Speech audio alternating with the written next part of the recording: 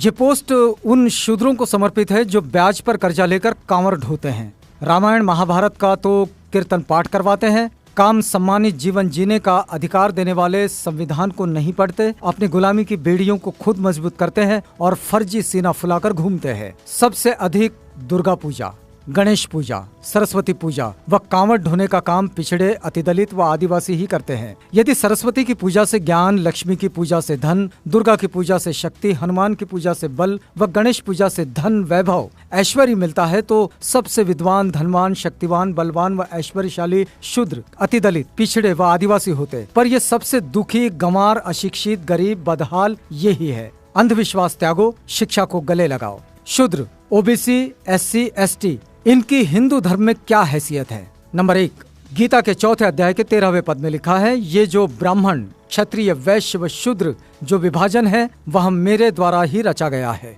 फिर भगवत गीता में लिखा गया है 9वें अध्याय के 32वें पद में, मेरी शरण में आकर स्त्री, वैश्य, शूद्र भी जिनकी उत्पत्ति पाप योनि से हुई है परम गति को प्राप्त हो जाते हैं। महाभारत में लिखा है शूद्र का प्रमुख कार्य तीनों वर्णों की सेवा करना है। महाभारत ये भी लिखता है कि शूद्रों को संचित धन से स्वामी की रक्षा करनी चाहिए।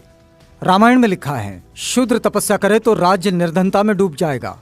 रामचरितमानस में ढोल गवार शूद्र पशु नारी सकल ताड़ना के अधिकारी।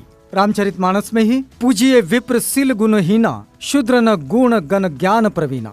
आपस्तम धर्म सूत्र में लिखा है वह शूद्र जो ब्राह्मण के चरणों का धोवन पीता है राजा उससे कर टैक्स ना ले। कथक संहिता में लिखा है कि जिस गाय का दूध अग्निहोत्र के काम आवे शूद्र उसे ना छुएं। इतरे ब्राह्मण सूत्र में लिखा है कि शूद्र केवल दूसरों का सेवक है, इसके अतिरिक्त उसका कोई अधिकार नहीं है। स्कंद पुराण में लिखा गया है कि यदि कोई ब्राह्मण शूद्र को शिक्षा दे तो उस ब्राह्मण को चंडाल की भांति त्याग देना चाहिए।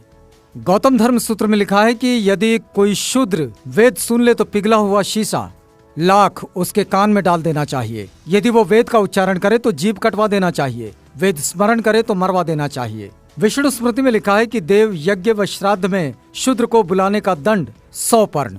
आपस्तम धर्म सूत्र में कहा गया है कि ब्राह्मण कान तक उठाकर प्रणाम करे, क्षत्रिय वक्षस्थल तक, वैश्य कमर तक व शूद्र हाथ जोड़कर एवं झुककर प्रणाम करे। तैत्तरीय ब्राह्मण सूत्र में लिखा है कि ब्राह्मण की उत्पत्ति देवता से, शूद्रों की उत्पत्ति राक्षस से हुई है। गौतम धर्म सूत्र में लिखा है यदि शूद्र जप तप होम करें तो राजा द्वारा दंडनीय है। शतपथ ब्राह्मण सूत्र में लिखा है कि यज्ञ करते समय शूद्र से बात नहीं करनी चाहिए। विष्णु पुराण लिखता है कि जो शूद्र अपने प्राण, धन तथा अपनी स्त्री को ब्राह्मण के लिए अर्पित कर दे उस शूद्र का भोजन ग्राह्य है।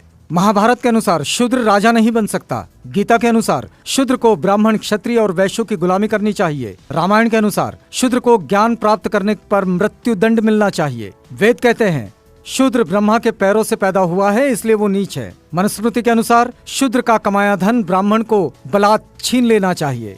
वेद कहते हैं शूद्र का स्थान ऊपर के तीनों वर्णों के चरणों में है। पुराण कहते हैं शूद्र केवल गुलामी के लिए जन्म लेते हैं। रामचरितमानस के अनुसार शूद्र को पीटना धर्म है, फिर भी एक सहनशील शूद्र अब भी इन हिंसक धर्म ग्रंथों और इन देवी देवताओं को सीने से लगाए फिरता है। जय विज्ञान, जय संविधान।